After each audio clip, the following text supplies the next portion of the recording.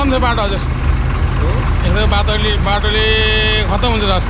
कति समय लाग्छ यो नागरसम्म आउँदा 8 घण्टा लाग्छ हजुर 8 घण्टा लाग्छ हजुर अनि पहिला 3 घण्टा पुग्ने बाटो अहिले 8 घण्टा लाग्छ कस्तो छ अवस्था धुलाम्य छ अवस्था कुरै नगर्नु सबै धुलो खाल्टो हजुर सबै यस्तै छ अहिले अवस्था हेर्नु बाटो त्यति सहज छैन हजुर एकदम गाह्रो छ हजुर भनेपछि यात्रा गर्न धेरै गाह्रो छ हैन धेरै गाह्रो यो सामान ढुवानी ल्याउनु हुन्छ होला अब 8 घण्टामा पुर्याउन त धेरै लामो बाटो भयो त्यही 8-9 घण्टा लाग्छ अनि अहिले यो कहाँसम्म पुर्याउने तपाईँको यो अहिले हामी काठमाडौँ पुग्ने हजुर अनि ठाउँ ठाउँमा अहिले यो बाटो कस्तो छ बनाउँदै गरेको छ कि छैन बाटो अलिअलि बनाउँदैछ तै पनि अब यो सरकारी काम कहिले जाला घाम भने हजुर अब कहिले बन्ने यो बाटो है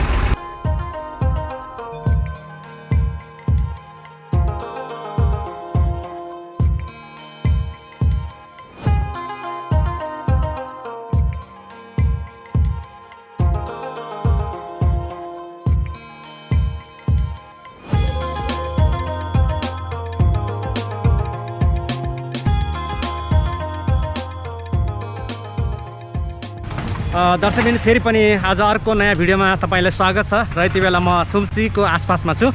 र तपाईँलाई पछिल्लो अपडेट देखाउन यति बेला यहाँ छु जुन बुटवल नारायणघाट सडक खण्ड अन्तर्गत निर्माण भएका विभिन्न कुराहरू आजको दृश्यमा देखाउने प्रयास गर्दैछु र थुम्सी नजिकै यहाँनिर फ्राकिलो बनाउने काम हुँदैछ यहाँको बाटो र जुन अब म यतातिर लाँदैछु तपाईँलाई यो देखाउनको लागि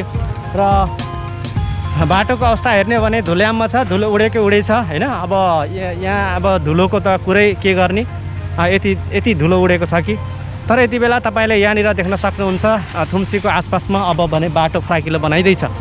यहाँनिर यसरी कटान गरेर चाहिँ फ्राकिलो बनाउने काम हुँदैछ हेर्नुहोस् यो चाहिँ यो तपाईँलाई यति बेला देखाइरहेको छु यसरी यहाँनिर पुरै कटान गरेर चाहिँ बनाउने काम सुरु हुँदैछ र अगाडिपट्टि डोजरले यसरी चाहिँ माटो कटान गरेर गाडीमा लोड गरेर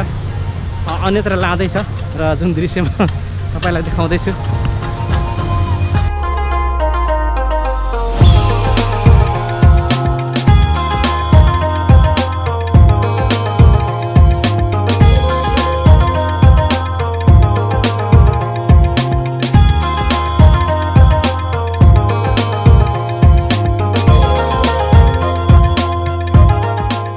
एकदमै यो कठिन छ यात्रा गर्नलाई धुलाम्य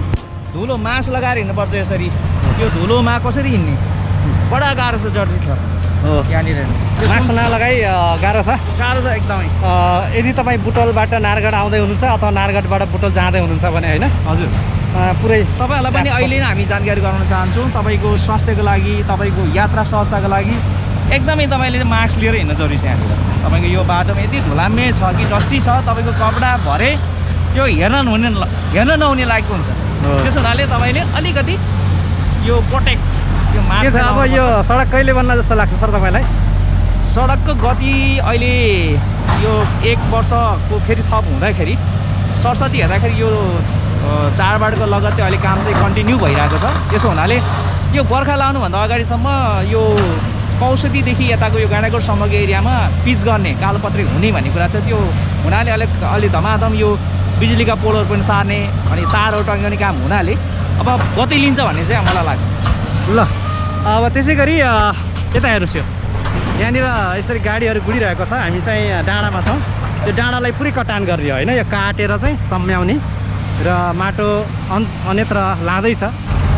भैरवादेखि काठमाडौँ आउन धेरै गाह्रो छ बाटो सब खाल्टो धुलो उडेर हेर्नुहोस् बाटो केही देखिँदैन अब यस्तै हो बाटो देखिँदैन अनि बाटोहरूमा यो पानी छम्किएको छैन पानी छैन है सब यो बजार क्षेत्र मात्रै गइरहेको बजार क्षेत्रमा मात्र अनि यो डाउन के छ अनि बुटवल नारायणघाट सडकको यात्रा गर्दै हुनुहुन्छ होइन कस्तो अनुभव भइरहेको छ त यहाँसम्म आइपुग्दा धुलै धुलोमा हिँड्नु परेछ होइन बाटो हालत त्यस्तै छ कौला नौली होइन यस्तै कहिले बन्ला जस्तो लाग्दैन अब खै यस्तै होला जस्तो लाग्छ अब कहिले बन्नु होइन हालत त्यस्तो छ यहाँनिर यसरी कटान गरेर चाहिँ यो साइकल बनाइदिन्छ यो थुम्सीनिर हो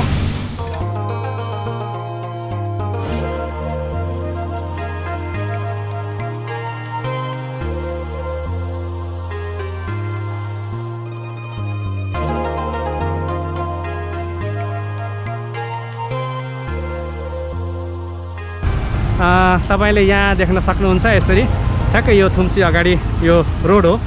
बुटवल नारायणघाट सडक खण्डको यो रोड र यतापट्टि यो साइडमा अब भने यसरी फराकिलो बनाइँदैछ जुन दृश्य हामी देख्न सक्छौँ र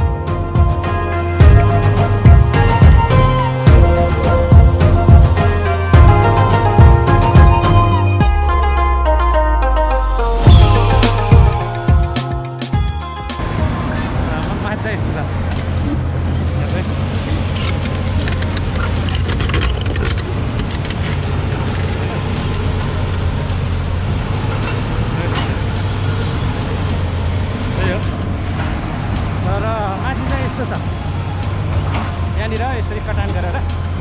टक्क बनाउँदैछ यो माथिबाट म तपाईँलाई देखाइरहेको छु यसरी हेलो सर हाम्रो तुकमान सर पनि आउनु चाहिँ